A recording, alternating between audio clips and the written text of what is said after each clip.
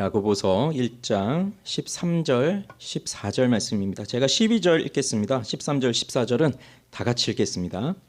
시험을 참는 자는 복이 있나니 이는 시련을 견디어낸 자가 주께서 자기를 사랑하는 자들에게 약속하신 생명의 면류관을 얻을 것이기 때문이라. 다 함께. 사람이 시험을 받을 때에 내가 하나님께 시험을 받는다 하지 말지니 하나님은 악에게 시험을 받지도 아니하시고 친히 아무도 시험하지 아니하시느니라. 오직 각 사람이 시험을 받는 것은 자기 욕심에 끌려 미혹됨이니. 아멘. 사람이 시험을 받을 때에 내가 하나님께 시험을 받는다 하지 말지니 하나님은 악에게 시험을 받지도 아니하시고 친히 아무도 시험하지 아니하시느니라. 오직 각 사람이 시험을 받는 것은 자기 욕심에 끌려 미혹됨이니. 아멘. 야고보서는 시험에 관한 이야기로 시작하고 있습니다. 벌써 몇 주째 시험의 문제를 다루고 있어요. 우리는 지난주에 시험을 참는 자에게 주시는 하나님의 복을 살펴보았습니다. 시험이 없는 자에게 복이 있는 게 아니라 시험을 참는 자가 복이 있습니다. 그 말은 우리가 그리스도인으로 이 세상을 살아간다면 시험을 받는 것은 늘상 있는 일입니다. 그리고 그 시험을 당할 때 하나님이 주시는 지혜로 인내할 때에 그렇게 사는 것, 그게 너무나 필요하다는 것을 가르쳐주고 있는 거예요. 그렇다면 우리는 살아가면서 왜 시험을 만날 수밖에 없을까요? 그런데 시험을 받을 때, 시험을 만날 때 우리가 해야 할 것을 오늘도 가르쳐주고 있는데, 그것은 바로 내가 하나님으로부터 시험을 받는다고 말하지 말라는 겁니다. 자, 이것이 무슨 의미인지 우리 살펴보도록 하겠습니다. 13절 말씀 다시 한번 읽어볼게요. 이 앞에 띄워드리는 게 좋은가요? 괜찮으시죠? 성경 다 있으시죠? 13절을 같이 읽어봅시다. 사람이 시험을 받을 때에 내가 하나님께 시험을 받는다 하지 말지니 하나님은 악에게 시험을 받지도 아니하시고 친히 아무도 시험하지 아니하시느니라. 자, 오늘 야고보 사도가 우리에게 가르쳐주는 하나님의 특징은 하나님은 악에게 시험을 받지도 아니하신다. 그리고 하나님은 친히 아무도 시험하지 않으시는 분이다. 이걸 가르쳐주고 있습니다. 그런데 성경을 쭉 읽어오신 분이라고 한다면 오늘 이 야고보 사도의 말이 좀 이상하게 다가올 거예요. 왜냐하면 하나님은 우리를 시험하시잖아요. 우리를 시험하는 경우가 종종 나오잖아요. 성경에 보면. 가장 대표적인 것이 아브라함에게 이삭을 바쳐라 하는 거 아니에요? 그 하나님은 아브라함을 시험하려고 이삭을 바치라고 하셨잖아요. 그러니 성경에서 분명 하나님이 우리를 시험하는 장면이 나오는데 왜 야고보 사도는 하나님은 시험하지 않으신다 이렇게 말할까? 그럼 구약에 나오는 하나님과 신약에 나오는 하나님은 다른 것인가? 그런데 그것도 아니에요. 왜냐하면 신약에 나오는 하나님, 즉 예수님께서도 제자들을 시험하실 때가 종종 있어요. 오병이어 그 기적 때 예수님은 빌립에게 빌립을 시험하기 위해서 우리가 어디서 떡을 사서 이 사람들에게 떡을 주어야 하겠느냐 그렇게 빌립에게 물어보시거든요. 요한복음 6장에 보면. 근데 거기 빌립을 시험하였다고 나와요. 그러면 예수님도 제자를 시험하고 있는데 그런데 왜 야고보 사도는 하나님은 시험하지 않으신다 이렇게 말할까요? 그리고 악에게 시험을 받지 않는다 이렇게 나오는데 또 성경에 보면 하나님이 시험을 받는 것 같은 그러한 장면도 종종 나오고 있어요. 야고보 사도가 우리에게 무엇을 가르쳐 주려고 오늘 이 말씀을 주는 것일까요? 하나님의 속성은 도대체 어떠한 것일까요? 자, 우선 하나님은 시험을 하시는 분인가 그걸 살펴봅시다. 자, 몇 가지 예를 볼게요. 자, 먼저 출애굽기에 나오는 예입니다. 하나님께서 애굽에서 노예로 살고 있던 그 이스라엘 백성들을 드디어 건져내시죠. 10가지 재앙을 애굽에 내리시고 그리고 이스라엘 백성들을 건져내시는데 홍해 바다가 가로막고 있어요. 그리고 뒤에 애굽의 병사들이 쫓아오고 있어요. 근데 거기서 하나님은 놀라운 기적을 일으키셔서 홍해 바다를 가르시고 이스라엘 백성들을 구해내십니다. 그리고 애굽의 군사들은 다 물에 빠지죠. 그걸 보고 이스라엘 백성들은 하나님을 찬송해요. 하나님을 향한 믿음이 아주 고조로 달아오르지 않았겠습니까? 그 놀라운 일을 보았으니. 그런데 곧바로 이어지는 이야기는 뭐냐면 홍해에서 나와서 광야로 들어갔는데 거기서 사흘 길을 걸었는데 물을 얻지 못했다는 거예요. 그러자 백성들은 원망하기 시작합니다. 3일 전에 홍해바다가 갈라지는 것을 보고 놀랍도록 하나님의 그 일하심을 보아서 하나님을 그렇게 기쁘게 찬양했던 이들이 3일이 지나자 원망하기 시작해요. 그러면서 출애굽기 15장 25절에 보면 이렇게 나와요. 모세가 여호와께 부르짖었더니 여호와께서 그에게 한 나무를 가리키시니 그가 물에 던지니 물이 달게 되었더라. 거기서 여호와께서 그들을 위하여 법도와 율례를 정하시고 그들을 시험하실세. 이르시되 너희가 너희 하나님 나 여호와의 말을 순종하고. 이렇게 나옵니다. 자, 하나님이 시험하셨다고 나오잖아요. 그 다음 이 15장이 끝나면서 16장에 무슨 문제가 나오냐면 이제 먹는 문제가 나와요. 광야에 들어왔는데 먹을 것이 없는 거예요. 그래서 이스라엘 백성들이 모세와 아론을 원망해요. 뭐라고 원망하냐면 애굽 때 먹었던 게 떠오르는 거예요. 그러면서 우리가 차라리 애굽에서 배불리 먹고 있을 때 그때 여호와께로부터 죽임을 당했으면 그게 차라리 나았겠다라고 하면서 원망합니다. 자, 그때도 16장 4절에 보면 그때 여호와께서 모세에게 이르시되 보라 내가 너희를 위하여 하늘에서 양식을 비같이 내리리니 백성이 나가서 일용할 것을 날마다 거둘 것이라. 이같이 하여 그들이 내 율법을 준행하나 아니하나 내가 시험하리라. 여기서도 하나님이 이스라엘 백성들이 어디 내 말을 듣는지 안 듣는지 내가 시험해 보겠다 말씀을 하세요. 이 시험한다는 말이 출애굽기는 이제 구약 성경이니까 히브리어로 쓰였죠. 그것을 그리스어 헬라어로 번역한 성경 70인역에 이 시험한다는 말을 페이라조라고 번역을 다 해놨거든요. 그런 야고보서에 사용되고 있는 시험하다는 말하고 동일한 말이에요. 시험하는 거예요. 그 다음에 이제 우리가 가장 잘 아는 것 창세기 22장에 나오는 그 이후에 하나님의 아브라함을 시험하시려고 그를 부르시되 아브라함 하시니 그가 이르되 내가 여기 있나이다. 자, 너의 독자 아들 이삭을 내게 바쳐라. 자, 시험하시려고 아브라함을 부르셨다고 분명히 성경에 나와 있어요. 그렇다면 자, 이렇게 몇 가지 구절을 살펴보면서 하나님이 분명히 시험하고 있는데 그럼 하나님이 시험을 하시는 분입니까? 안 하시는 분입니까? 오늘 본문은 하나님이 시험하지 않는다고 나오고 사실 하나님이 사람을 시험하시는 것 또 그 누구도 시험하지 않으시는 것 이 둘은 다 맞아요. 다 맞아요.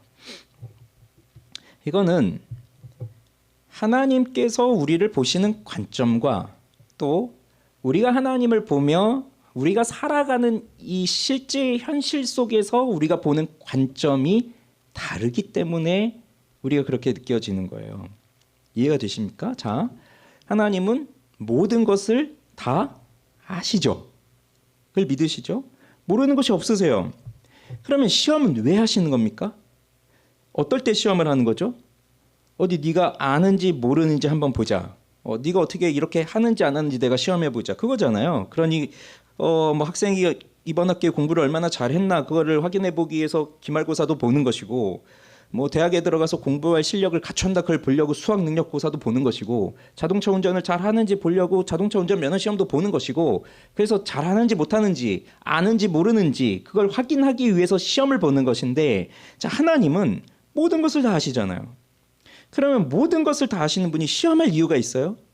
얘가 어떻게 할 건지 모르기 때문에 어디 한번 보자 테스트해보자 그게 아니잖아요. 하나님은 다 알고 계시잖아요. 그러니 하나님은 사실 시험하실 필요가 없는 거죠.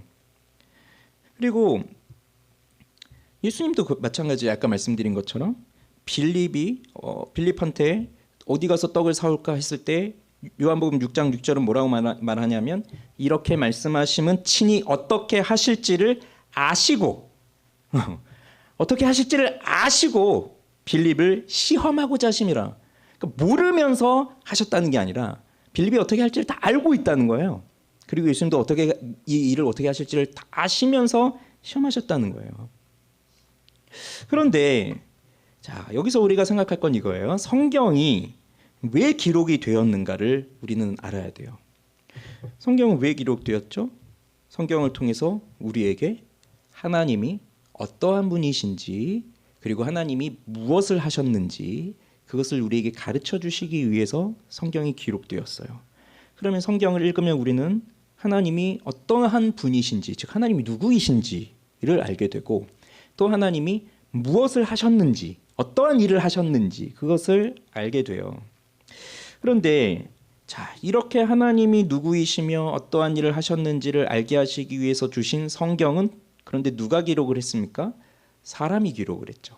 하나님이 직접 모든 성경을 하나님이 직접 써가지고 하늘에서 떨어뜨려 주신 것이 아니라 사람이 친히 기록을 했단 말이에요. 물론 죄의 오류에 빠지지 않도록 성령의 영감으로 보호하시면서 성경을 쓰게 하셨는데, 자, 그리고 이 성경을 쓴 사람도 누구 읽으라고 준 겁니까? 성경을 누구 읽으라고 쓴 거예요? 사람이 읽으라고 쓴 거잖아요. 그렇다고 한다면 하나님이 누구이시냐, 그리고 하나님이 무엇을 하셨느냐, 그것을 우리가 이 성경을 읽고 이해하기 위해서는 우리의 수준으로 하나님이 누구이시며 하나님이 무엇을 하셨는지를 우리의 수준으로 읽어야 돼요. 우리의 지식의 수준과 하나님의 지식의 수준이 달라요. 우리는 지금도 저 우주 너머에 무슨 일이 일어나고 있는지, 지금 현재 저 우주에 무슨 일이 일어나고 있는지 모릅니다. 지금도 우리는 지금 이 시간에도 저 바닷속에 무슨 일이 일어나고 있는지, 뭐 어디 멀리까지 갈 필요도 없죠. 지금 저 건너편의 축구장에서 무슨 일이 있고 있는지 우리는 모른단 말이에요. 그런데 이 모든 걸 창조하신 하나님을 우리가 어떻게 알겠어요? 하나님이 갖고 계신 그 하나님의 지식의 범위 속에서 우리가 어떻게 그 하나님을 알 수가 있겠어요? 그러니 우리는 하나님과 동일한 지식으로, 동일한 기준과 동일한 관점으로 하나님을 알아낼 수가 없어요. 그래서 하나님은 우리의 수준에 맞춰서 가르쳐 주시는 거예요. 그게 신인 동영론적 표현이라고 하는 건데, 신인 동영론적 표현. 그렇다고 한다면 하나님은 사실 우리를 시험하실 필요가 없으시죠. 다 아시니까. 그런데도 우리를 시험하시는 이유는 뭐냐면 우리의 수준에 맞춰서 기록해 주셨다는 거예요. 우리의 수준에 맞춰서. 왜 하나님이 그렇게 하시는가? 그럼 우리는 왜 이렇게 살아야 되는가? 그것을 우리의 수준에 맞춰 주신 거예요.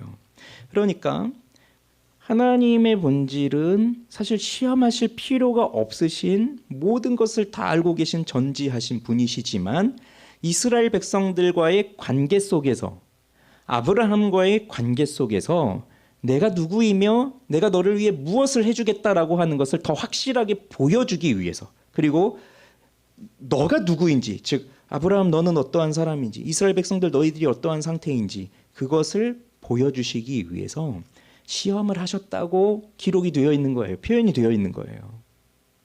이해가 되십니까? 그러니 하나님은 시험하시죠. 그런데 또 시험을 안 하시죠. 이 두 가지 관점이에요.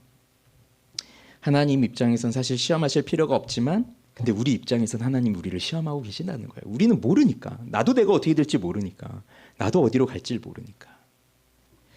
자, 그런데 오늘 보면 또 하나님은 악에게도 시험을 받지 않으신다, 이렇게 나오는데 성경에 보면 하나님을 시험하는 장면들이 나와요. 그것도 이제 출애굽기에서 살펴볼 수 있는데, 아까 이제 그 물의 문제와 먹는 것의 문제를 지나면서 17장으로 넘어가면 다시 한번 물 문제가 나오면서 하나님은 원망합니다. 그러면서 그때 모세가 지팡이를 치고 반석이 터지면서 물이 나오는데, 그때를 무리바 사건이라고 해요. 그때 이 출애굽기 17장 7절에 뭐라고 나오냐면 이스라엘 자손이 다투었으며, 자, 무리바, 리브라는 말 자체가 다투다, 싸우다, 고소하다 그런 말이에요. 그러니까 이스라엘 백성들이 하나님을 고소했다는 건데, 여기서 그것이 뭐냐면 그들이 여호와를 시험하여 이르기를 여호와께서 우리 중에 계신가 안 계신가 하였음이더라. 자, 이스라엘 백성들이 여기서 물이 없는 것 때문에 모세를 원망했지만 실상은 하나님이 우리 중에 계신가 안 계신가 하는 것을 하나님을 시험했다는 거예요. 그게 무리바 사건이에요. 그걸 시편 95편에서는 시편 기자가 뭐라고 표현하냐면, 너희는 무리바에서와 같이 또 광야의 마사에서 지냈던 날과 같이 너희 마음을 완악하게 하지 말지어다. 그때의 너희 조상들이 내가 행한 일을 보고서도 나를 시험하고 조사하였도다. 이스라엘 백성들이 무엇을 보았습니까? 내가 행한 일. 홍해가 갈라지는 걸 보았어요. 그리고 만나가 내리는 걸 보았어요. 메추라기가 내리는 것을 보았어요. 하나님이 그렇게 일용할 양식을 내려주시는 것을 보았어요. 기적으로 구름기둥 불기둥으로 인도하시는 것을 보았어요. 그렇게 하나님이 행한 일들을 보고서도 하나님이 우리 중에 같이 있나 없나를 시험하고 조사했다는 거예요. 이스라엘 백성들이.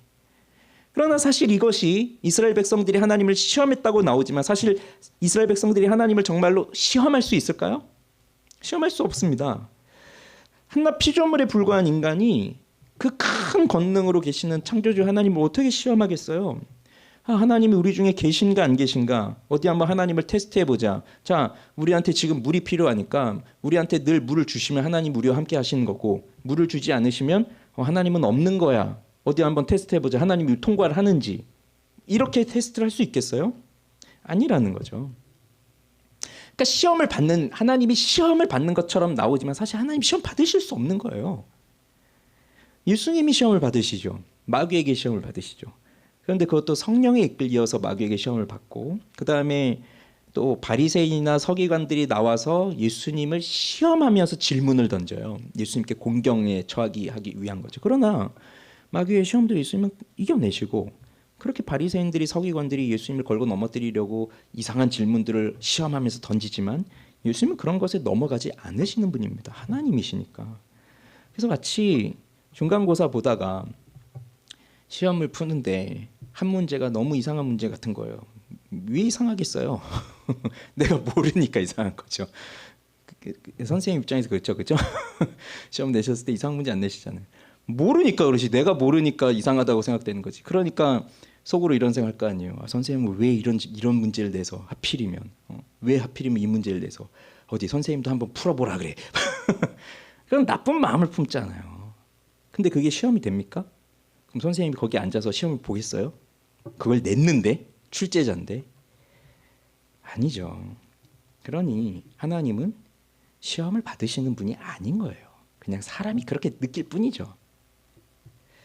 자, 그런데 그러면 이제 하나님은 시험을 받으시지도 않고 시험을 하지도 않으십니다. 다만 우리의 입장에서 시험을 받는 것 같기도 하고 시험을 하는 것 같기도 하는 그런 입장이 우리에게 놓여져 있지만, 그런 하나님은 궁극적으로는 사실 우리를 한 사람 콕 집어서 너 한번 공경에 처해봐라 하면서 그런 시험을 주시는 하나님이 아니라는 것을 우리가 딱 이제 생각을 하고, 그 다음 문제 보세요.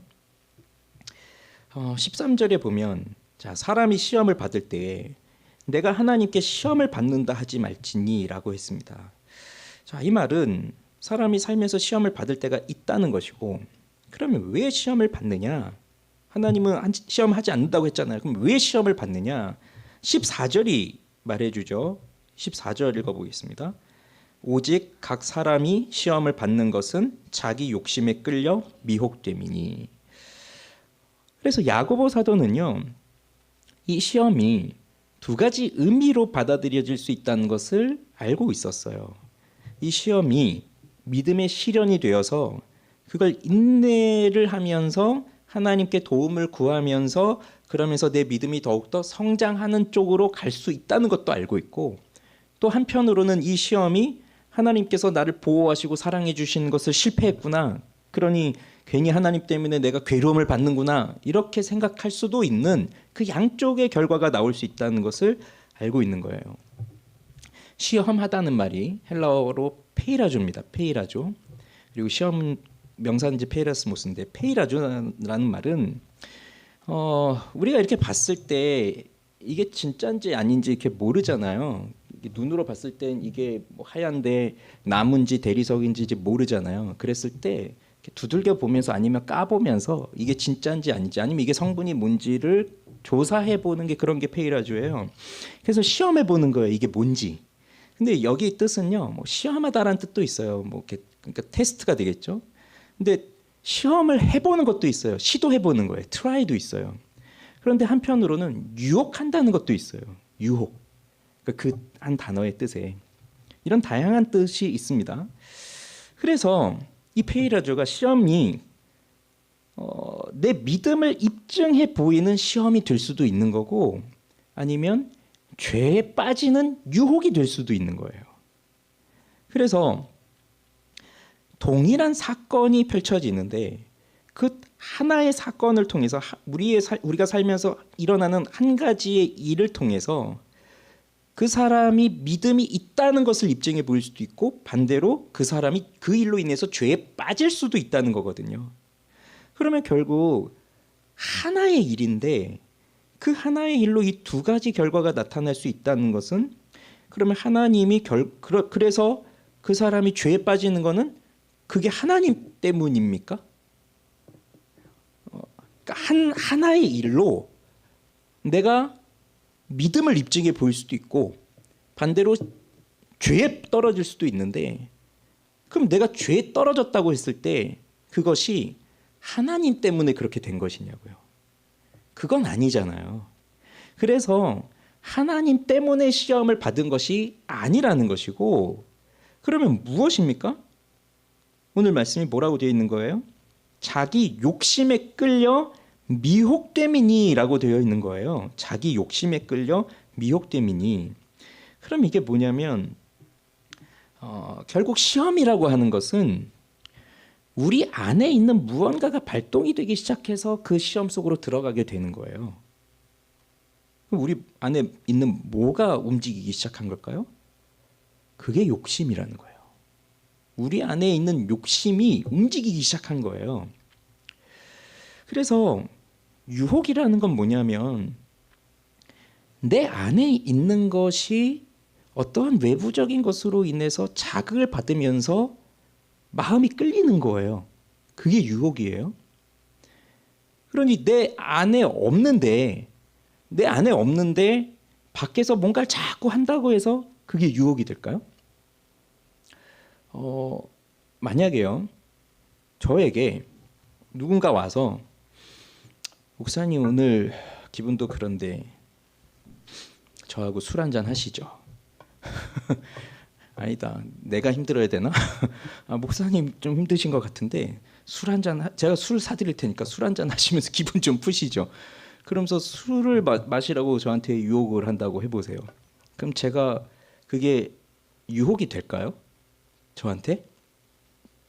잘 모르시겠네, 그죠? 제가 뭐 술을 좋아하는지 아닌지 뭐 과거 이력이 어떤지 뭐 그런 걸 모르시니까 만약에 과거에 정말 술에 빠져 살았던 사람이라면 유혹이 될 수도 있겠지만 근데 사실 저는 뭐 술을 그렇게 좋아하지 않고 뭐 안 먹었고 하니까 그게 큰 유혹은 없어요. 그러니까 유혹이 안 된다는 거죠. 그런 걸로는. 우리도 다 그런 거 있지 않아요? 어떤 사람 자꾸 이런 걸로 넘어가는데 난 왜 그 사람 저런 거에 넘어갈까 하는 게 있단 말이에요. 그러니까 내 속엔 그런 게 별로 없는 거예요. 그걸 바라는 것도 없고 그것에 대한 욕심이 없어요. 그러니 넘어갈 일이 없는 거죠. 아무리 유혹을 해도. 그런데 목사인 저에게 가장 큰 유혹이 뭐겠습니까? 이건 교만의 문제예요. 특히 저 같은 사람들은 이렇게 앞에 서서 사람들 앞에 서서 뭔가를 하는 사람들은 교만의 문제 이런 건 굉장한 유혹이 돼요. 특히 그 인정. 목사님 정말 대단하십니다. 은혜가 오늘도 은혜로운 설교를 해주셨습니다. 뭐 이런 거 있잖아요. 그래서 내가 좀 더 좋은 사람인가? 내가 더 뭐 탁월한 사역자인가? 사람들이 나를 좋아해 주는가? 이런 거는 충분히 유혹이 된단 말이죠. 왜요? 이런 게 늘 내 안에 잠재해 있으니까 어떻게 하든 사람들한테 잘 보여야 되고 그렇지 않아요? 제가 여러분들에게 잘 보여야지 여러분 다음 주에도 오실 거 아니에요. 잘 안 보였으니까 이제 이 교회 그만 다녀야 되겠다 하면 안 되잖아요. 그런 게 늘 있기 때문에 그건 유혹이 되는 거예요. 내 속에 있기 때문에. 그래서 내가 무엇에 기울어져 있느냐, 내 영혼과 내 마음이 어떠한 경향성, 즉 어떠한 것에 내가 기울어져 있느냐, 마치 물이 위에서 아래로 흐르는 것처럼 그건 기울어진 거잖아요. 자연스럽게 흘러나오는 거잖아요. 그런 것처럼 내 마음이 어느 쪽을 향하고 있느냐에 따라서 어떤 것은 전혀 유혹이 안 되지만 어떤 것은 아주 작은 것에도 큰 유혹이 된단 말이에요. 그런데 하나님은 어느 한 사람을 딱 지목해서 그 사람이 결코 이길 수 없는 그러한 유혹거리를 던져주면서 그래서 결과적으로는 죄에 빠질 수밖에 없도록 그렇게 유혹하시느냐, 하나님이. 아닙니다. 그것이 아니라는 거예요. 그럼 결국 그 시험이 믿음을 입증하는 것이 아니라 죄에 빠지게 되는 것은 결국 무엇 때문입니까? 이것은 그 인간이 가지고 있는 인간 속에 있는 죄된 본성 때문에 그런 거예요. 하나님이 그렇게 하신 게 아니라 그 사람 속에 그 인간의 죄된 본성이 있으니까. 그러니까 다른 말로 하면 시험이 되는 어떠한 하나의 상황, 뭐 돈의 문제가 됐든 건강의 문제가 됐든 어쨌든 우리를 시험케 하는 그 수많은 상황들이 있잖아요. 그 상황이 힘이 있어서 우리를 유혹에 빠지게 하는 것이 아니라 그 상황에 처한 내 마음이 힘이 있어서 내 마음이 어느 쪽으로 가느냐에 따라서 그게 시험이 된다는 거예요. 그게 죄로 간다는 얘기예요. 그래서 시험은 이 시험을 만나는 우리 그리스도인들의 마음 안에 없던 죄를 만들어내지를 못해요. 그건 우리가 잘 기억하고 계시면 좋을 것 같아요. 어떠한 것도 우리 안에 없는 죄를 끄집어내서 만들어내는 게 아니라 이미 우리 안에 있는 죄의 본성들, 부패한 본성들, 부패한 습관들, 옛날에 좋아했던 그 죄의 습관들, 이런 것들이 죄의 유혹으로 끌리는 거지 아예 없는데 그걸 만들어내는 건 아니에요. 그 시험의 상황이. 그래서 자기 욕심에 끌려서 미혹됐다고 하는데 이 욕심이 에피스미아라고 하는 말입니다. 에피스미아. 그게 보통은 우리 성경에 보면 여기는 욕심이라고 번역됐는데 보통 정욕이라는 말로 많이 번역이 되어 있어요. 영어로 보면 desire이에요. 그럼 desire이라고 그 단어를 봤을 때 우리는 그걸 부정적 의미로 받아들이진 않잖아요, 사실. 우리 준파이프 목사님도 desiring God이란 말이에요. 하나님을 추구함. 굉장히 좋은 거잖아요. 근데 이 욕구 자체가 다 나쁜 건 아닌데 그런데 정욕이라고 했을 때 그 정욕 그건 또 그렇지가 않아요.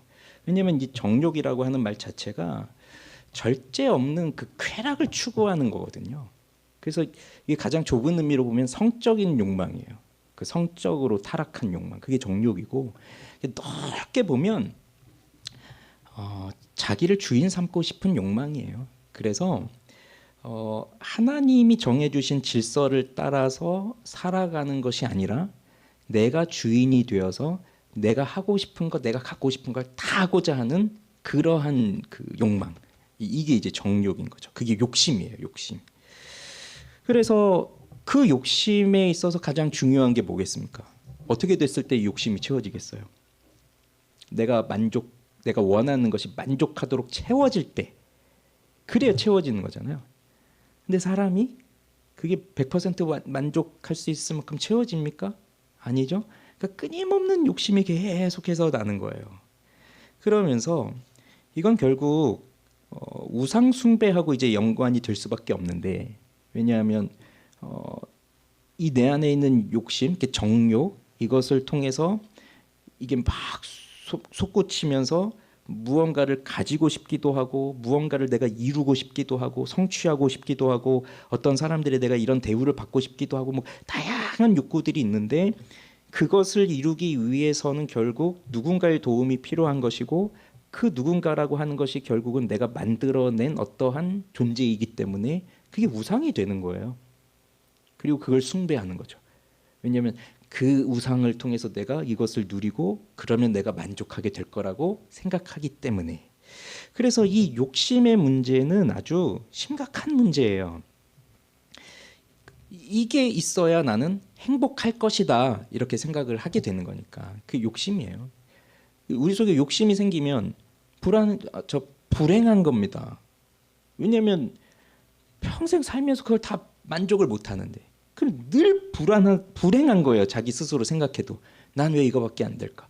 그러면서 늘 비교하는 거예요. 저 사람은 왜 저렇게 많은 걸 가졌을까? 근데 왜 난 이거밖에 안 될까?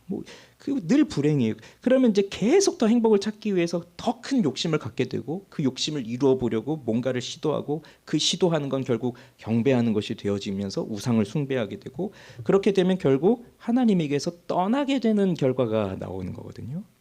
그게 욕심이에요. 그래서 우리 이제 다음 주에는 우리 너무 잘 아시는 말씀 있죠. 욕심이 잉태한즉 죄를 낳고 이제 그 이제 본문으로 또 다음 주에 가게 될 텐데, 그러니 자, 이 욕심, 이 정욕에 이끌리게 되면 결국 하나님을 떠나고 죄에 빠지게 됩니다. 그러니 자, 시험을 받는다는 것은 죄에 이끌린다는 거예요. 그래서 엄밀히 말하면 시험에 빠졌다는 것, 시험에 들었다는 것은 아직 죄에 빠진 건 아니에요. 그런데 시험에 들었다는 것은 은혜에서 멀어진 겁니다. 그래서 시험에 들었다는 건 하나님께 즉각적으로 순종해야 되는데 하나님께 즉각적으로 순종하지 못하면 그게 시험에 든 거예요. 그러니까 우리는 시험에 들었다라고 하면 큰 죄에 빠졌다 이렇게 생각을 하지만 아직 시험에 든 상태는 그 큰 죄까지는 가지 않은 거예요. 다만 하나님의 말씀이 있으면 그 말씀에 즉각적으로 순종을 해야 되는데 그걸 못하고 있는 상태가 있잖아요. 뭐 꼭 이렇게 연결 지을 수는 없겠지만 뭐 그냥 쉽게 예를 들자면 수요일 저녁이야. 예배 드리러 가야지. 그래, 하나님께 예배 드려야지. 그래서 예배를 드려야 되는데 마음에서 즉각적으로 예배를 가고자 하는 마음이 안 생긴다. 힘든데, 피곤한데, 어차피 가봐야 뭐 늦게 끝날 텐데 차라리 오늘 쉬는 게 더 좋지 않을까? 그러니 즉각적으로 하나님 앞에 순종하지 못하게 되면 그게 이제 시험에 든 상태고, 그건 왜 그렇게 된 거예요? 은혜에서 멀어져 있는 거예요. 즉 내 마음에 은혜가 없는 상태가 된 거죠. 그런 상태가 되니까 마음속에 이렇게 잘 감추어져 있던 욕심이 이제 점점 고개를 들고 일어나는 거예요. 그러니 그렇게 욕심이 이제 고개를 들고 서서히 일어나기 시작하면 은혜로 가득했을 때는 이렇게 주변을 둘러봐도 내 속에 이렇게 감춰져 있었던 그 잠재워져 있었던 그런 욕심을 건드릴 만한 환경들이 잘 보이지 않았었는데 은혜가 점점 멀어지고 은혜가 점점 사라지고 욕심이 점점 올라오기 시작하면 이상하게 그런 것들이 잘 보이기 시작해요. 하나하나들이.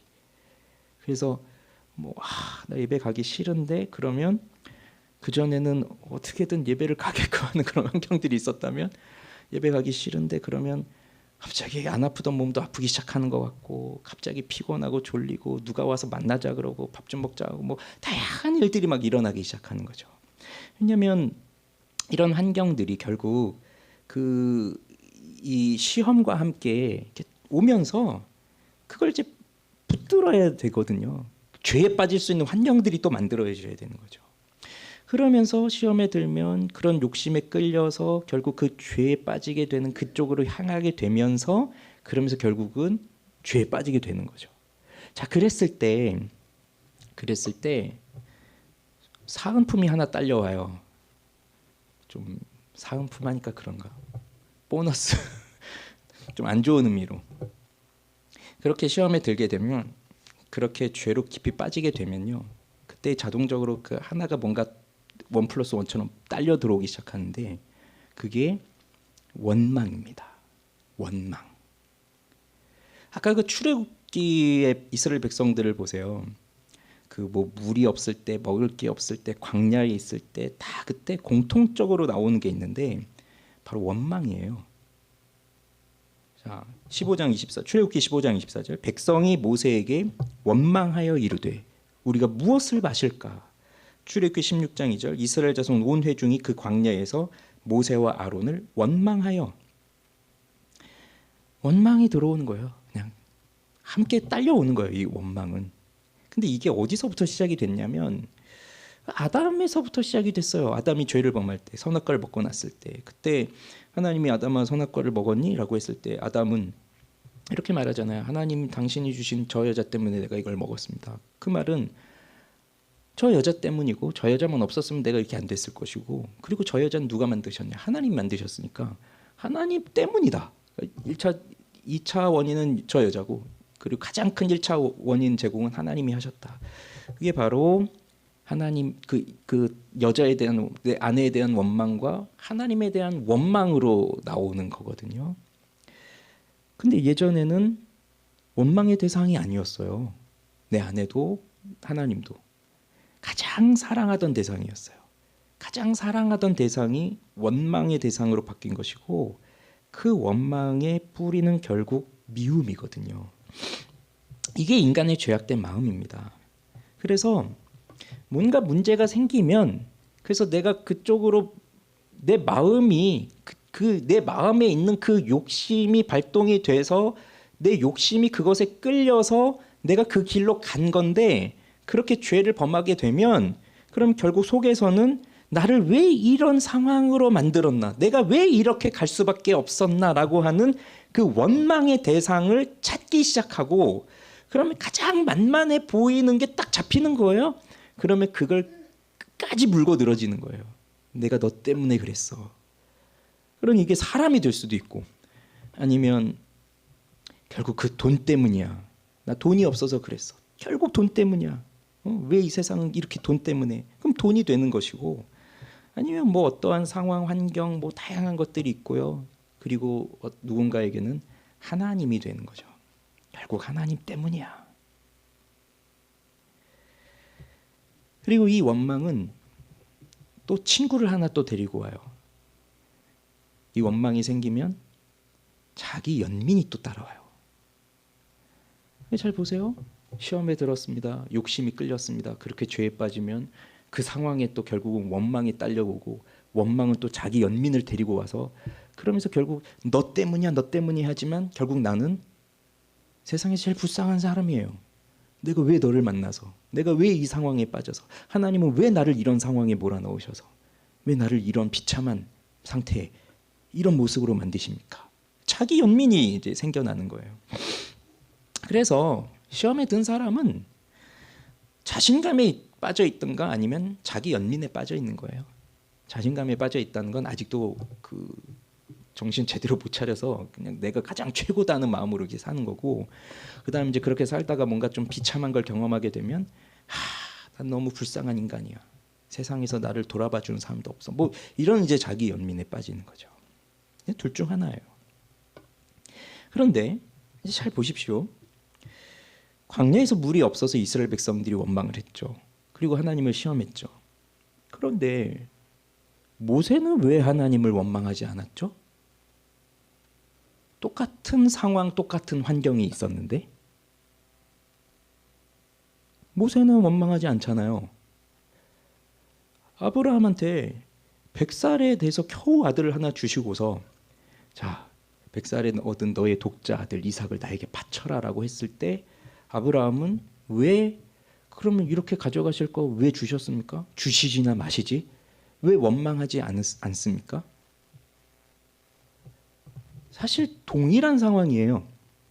모세와 이스라엘 백성들이 동일한 상황, 동일한 환경, 동일한 사건을 겪는 겁니다. 하나님이 모세라고 해서 따로 물을 챙겨주시고 이스라엘 백성들 안 볼 때 뭐 물을 챙겨주시고 그런 거 없어요. 모세도 같이 목이 마르고 같이 먹을 것이 없는 거예요. 그런데 왜 모세는 원망하지 않죠?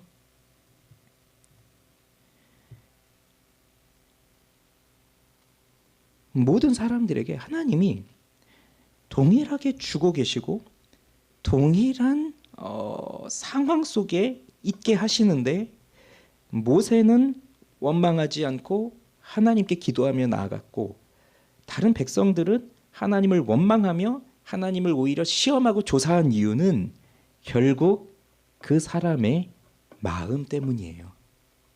그 사람의 마음이 어디를 향하고 있느냐. 그 차이입니다. 그러니까 환경, 상황, 그리고 내게 주어지는 것들 이건 다 동일한 조건이에요. 동일한 것 속에 있어요. 어쩌면 모세는 더 힘들 수도 있죠. 그들을 또 인솔해 가야 되는 책임도 있고 하니까 나이도 많고. 그러나 결국은 마음이 그 차이를 만들어내는 겁니다. 히브리서 4장 2절에 그들과 같이 우리도 복음 전함을 받은 자이나 들은 바 그 말씀이 그들에게 유익하지 못한 것은 듣는 자가 믿음과 결부시키지 아니함이라. 들었는데 그걸 믿음과 결부시키지 않았어요. 하나님이 어떠한 분이신지 알았어요. 이스라엘 백성들은 봤어요. 홍해가 갈라지고 하나님이 하시는 기적을 봤어요. 그런데 그것을 믿음과 결부시키지 않았다는 거죠. 그럼 결국 믿음의 문제로 다시 돌아오게 되어 있습니다. 우리가 얼마나 하나님을 신뢰하고 있느냐, 우리가 얼마나 하나님을 의지하고 있느냐, 이 문제로 돌아오는 거예요. 하나님이 우리로 하여금 죄를 짓도록 유혹의 환경을 만들어 주신 것이 아니라 우리가 하나님을 믿고 하나님을 신뢰하는 믿음이 떨어져서 하나님을 의지하지 못하게 된 것입니다. 그래서 오늘 새벽에도 말씀을 보았잖아요. 예수님이 기도를 가르쳐 주시잖아요. 기도 좀 가르쳐 주십시오 했더니 기도 가르쳐 주시잖아요. 그럼 예수님이 가르쳐 주신 기도의 내용 속에 시험에 들게 하지 않게 해 주십시오. 시험에 들게 하지 마시옵소서. 이 기도의 내용이 있잖아요. 그 말은 시험이 없게 해 주십시오. 그 기도가 아닙니다. 근데 우리는 그렇게 이해하는 분들이 많은 것 같아요. 시험이 없게 해 주십시오. 하나님, 시험이 없게 해 주십시오. 그러나 그 기도가 아닙니다.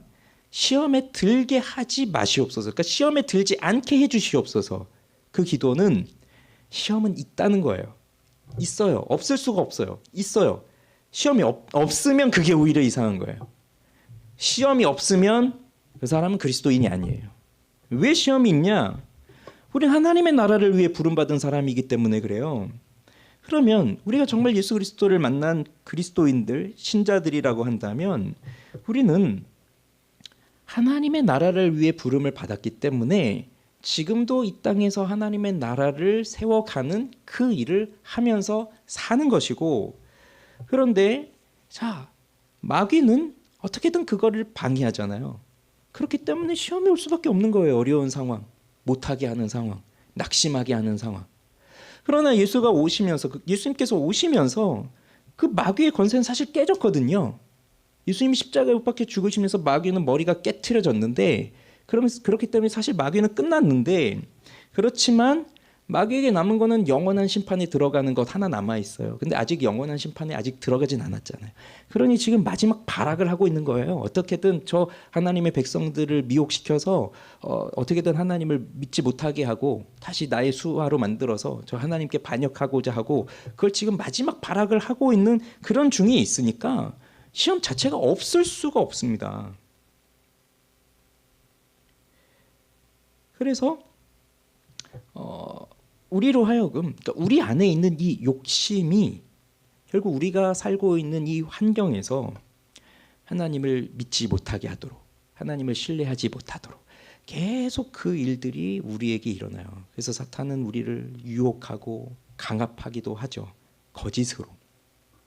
근데 생각해 보세요. 뭐 예를 들어 내가 병에 걸렸습니다. 그럼 내가 왜 병에 걸렸죠? 사탄이 나로 하여금 병에 걸리게 한 겁니까? 또 누구는 또 그렇게 생각해서 사탄이 나에게 병을 줬구나 이렇게 생각하는데 아닙니다. 사탄은 우리에게 그렇게 할 권세도 없고 능력도 없어요. 권한도 없고. 그럼 왜 병에 걸린 겁니까? 뭐 그 이유는 다양하게 있겠죠. 근데 중요한 건 뭐냐면 내가 병에 걸린 게 사탄 때문이 아니에요. 사탄이 나를 병에 걸리게 한 게 아니에요. 그러나 사탄은 우리에게 뭘 하냐면 그 병에 걸린 나로 하여금 어떻게 반응하게 할 것인지는 미혹한단 말이에요. 우리 마음에서 너 하나님을 원망해. 하나님 때문이야. 하나님이 이렇게 만들었어. 원망해. 이런 식으로 우리를 유혹한다는 거예요. 어떻게 반응을 할 것인가 우리가. 그러니 우리가 하나님의 나라를 사모하고 하나님의 백성으로 살아간다면 당연히 이 거친 위협이 있고 그게 바로 영적인 전쟁이에요. 영적인 싸움이에요.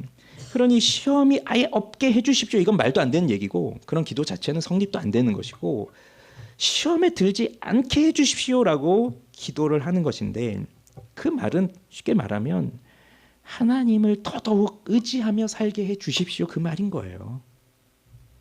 비록 상황, 환경, 뭐 내 건강, 뭐 사람들과의 관계 아니면 내가 지금 해야 될 일, 앞으로 내가 해야 될 것들 이런 것들이 정말 잘 할 수 있을 만한 자신감도 없고 나를 힘들게 하는 상황도 많고 하더라도 내가 더더욱 하나님을 의지하면서 하나님만을 신뢰하면서 살아갈 수 있도록 해주십시오. 그래서 내 속에 있는 이 죄성들이 그 유혹에 이끌려서, 그 욕심이 유혹에 이끌려서 그렇게 하나님을 신뢰하지 않는, 하나님을 떠나버리는 죄의 길로 빠지지 않도록 끊임없이 내가 하나님을 향한 절대적인 믿음과 신뢰로 살아갈 수 있도록 해주십시오. 그 기도예요.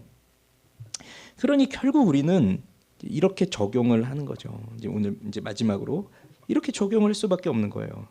자, 마음에 이 욕심이 미혹되고 끌려서 죄로 들어가는 그 이유는 결국은 우리 마음에 은혜가 없기 때문이고요. 그래서 은혜와 욕심, 은혜와 정욕은 함께 할 수 없어요. 은혜가 가득 있으면 이 정욕은 줄어들죠. 근데 정욕이 많다 그러면 은혜는 사라지고 없는 거예요. 은혜는 근데 하나님이 주시는 거잖아요. 하나님 우리에게 은혜를 주세요. 우리가 은혜를 받았어요. 그러면 그 은혜는 내가 가만히 있는다고 해서 그 은혜가 쫙 유지되고 있느냐? 그렇지 않고 마치 손에 물을 딱 담았을 때 이 손가락 사이로 물이 다 빠져나가는 것처럼 은혜는 그렇게 가만히 있으면 다 빠져나가요. 오늘 은혜 받았지만 내일 그 은혜가 내일도 유지되고 있느냐? 아니란 말이에요. 다 빠져나가고 없어요. 그럼 은혜가 빠져나가고 없는 그 빈자리엔 무엇이 채워질까요? 네, 그렇죠. 그러니 이렇게 뭐 물을 이렇게 담아두고 있는데 물이 다 빠져나가면 사실 거기에 뭐 아무것도 없는 것처럼 보이지만 공기가 거기 차잖아요. 그런 것처럼 그렇게 은혜가 빠져나가면 그 빈자리에는 욕심이 차는 거예요. 그러면 그 욕심이 차면 결국 그 욕심에 이끌려서 죄로 빠지는 거죠. 그럼 반대로 은혜가 우리에게 들어오기 시작하면 욕심은 줄어드는 거죠. 욕심은.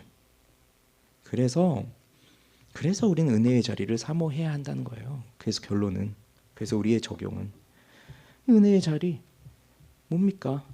하나님의 말씀, 기도, 그리고 이렇게 우리가 함께 모여 예배하고 하는 거, 수요일 저녁에 나오는 거, 이 쉽지 않은 거지만 그래도 이렇게 수요일 저녁에 나오고 또 새벽에도 나오고 또 주일에도 나오고, 그리고 우리가 평소에도 하나님께 기도하고 말씀을 듣고 읽고 그렇게 하는 그 하나하나의 모습들이 그 은혜를 사모하는 마음으로 우리가 하나님 앞에 나아가는 것이고, 그렇게 은혜가 우리에게 주어지면 우리 안에 있던 욕심들은 잠재워지면서 완전히 없앨 수는 없죠. 그러나 그것이 죽어들면서, 그러면서 우리는 하나님의 은혜를 더 구하면서 살게 되죠. 근데 은혜가 떨어지면 자꾸 이 죄가 살아나면서 그 죄를 향해서 가려고 하는 그 우리의 죄악된 본성이 마치 브레이크 없는 자동차처럼 막 달려가게 되는 거죠. 그래서 지금 어떤 상황이 있습니까? 시험의 상황이 있습니까? 내가 시험에 들 것 같은 상황에 있습니까? 그럼 그때 우리가 할 거는 이겁니다. 하나님을 원망하지 마십시오. 왜 저한테 이런 상황을 주셨습니까? 왜 저는 이렇게 만드셨습니까? 하나님을 원망하지 마세요. 이게 우리가 먼저 해야 될 일이에요.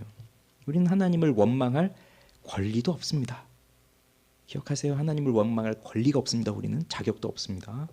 그러니 원망하지 마세요. 오히려 하나님의 일하심을 기대하세요. 그리고 기도하세요. 하나님이 계신지 안 계신지 시험하고 조사해 보겠다, 이런 태도 버려야 되는 겁니다. 하나님은 언제나 그 자리에 계세요. 우리가 조사하고 시험해서 그래서 우리의 테스트를 통과하셔야 되는 분이 아니라 하나님은 언제나 그 자리에 계세요. 나를 향한 사랑이 있는지 없는지 한번 내가 조사해 봐야 되겠다. 아닙니다. 하나님은 그 사랑을 언제나 우리에게 확증해 보여주셨습니다. 어디에서요? 십자가에서. 그러니 하나님을 향한 믿음을 달라고 구하시고, 우리가 뭐 처음부터 하루에 몇 시간씩 기도하는 그런 기도의 사람은 될 수 없다 하더라도 조금씩 우리가 기도하며 하나님 앞에 나아가기 시작하면, 그러면 하나님은 우리의 마음을 바꾸시고 우리의 마음이 욕심에 끌려가지 않게 하시고 하나님의 은혜를 더 사모하게 하시고 하나님께 나아가도록 한단 말입니다.